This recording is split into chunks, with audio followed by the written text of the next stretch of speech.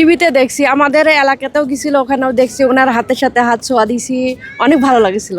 জানাজার দিনে আসছিলাম, এসে তো কাছে আসতে পারিনি, আজকে আসলাম যে কাছে থেকে একটু দেখি। স্পর্শ, তার শরীরের স্পর্শ যখন পাইছে তখন সেই মানুষটাই আজ মারা গেছে, তখন তো মনের কাছে অনেকটাই কষ্ট অনুভূত হয়েছে। আমার ঝিনাইদহ জেলাতে ছিল, ঝিনাইদহ জেলাতে যখন প্রোগ্রাম করছিল সেই প্রোগ্রামে গেছিলাম, দেখতে গেছিলাম।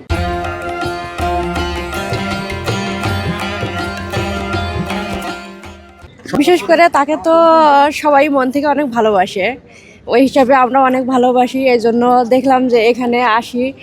এখন আসলাম আজকে পরিবার নিয়ে কবর জিয়ারত করতে। দোয়া করি সে যেন জান্নাতবাসী হয়, অবশ্যই, কারণ সারা বিশ্বের লোকে তাকে অনেক ভালোবাসে। সেটা তো জানাজা দেখলেই বোঝা গেছে যে জানাজায় কত লোক শরীক হয়েছিল। স্বৈরাচার হাসিনা তাকে কি না করছে, এটা তার জন্য আজ তাড়াতাড়ি যে মৃত্যুবরণ করছে একমাত্র তার জন্য।